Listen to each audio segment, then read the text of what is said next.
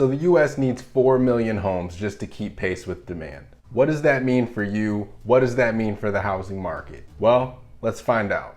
Welcome to Dre's Take.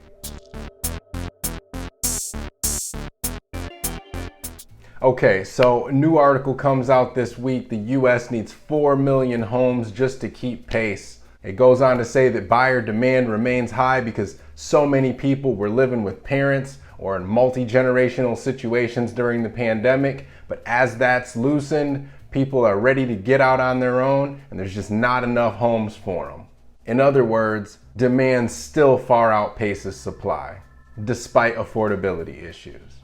Towards the end of 2021, it was estimated there were about 8 million families or individuals who were living with someone else who wanted their own space, who were looking to move out, yet there were only 3.7 million homes available on the market. That's both for rent and for sale. That leaves a deficit of about 4.3 million homes needed to meet that demand. A senior economist at Zillow essentially said the US housing market is like a high-stakes game of musical chairs, and I don't think she could have coined it any better. You see, builders this year have been on pace to do about 900 and some thousand single-family homes, 1.6 million total units, that's including multifamily units and everything, which means that if families stopped forming right now, no more kids were born, no more new family formations happened, it would still take us about 4 years or so just to meet demand as it stands. But we all know that's not the case. More families will be added. We will have more building constraints. And so that number is more like 6, maybe 7 years before we're able to actually build enough homes to meet demand. And so here's why all this matters.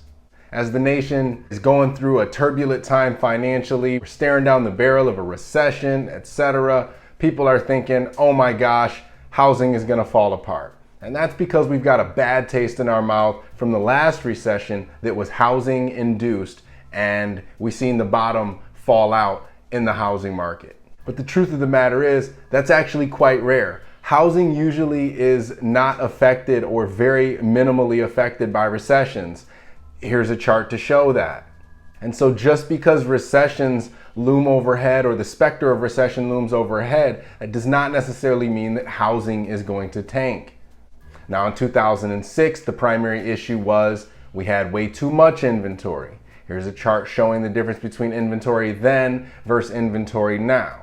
And to make matters worse, we were also incredibly over-leveraged. Here's another chart showing the amount of equity the average homeowner had in 2006 through 2008 or so versus the amount of equity that homeowners have in their properties today.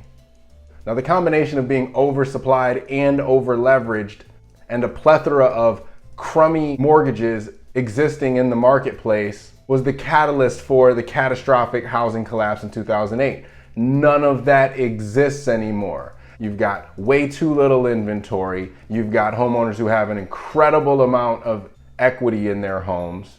And you've got an incredibly tight lending market that has been very good about making sure that people are qualified for the mortgages that they've taken out. The housing market is in an incredibly stable place. Matter of fact, it's lopsided in the other direction this time. There's not enough inventory.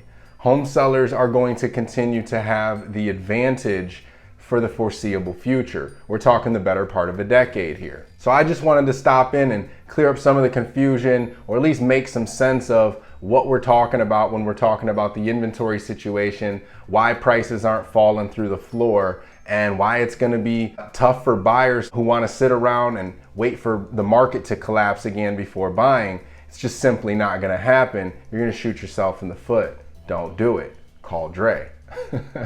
All right, you guys, that's Dre's Take this week. Hopefully this provided a lot of value to you. If you got questions, give me a call. I'm always happy to help.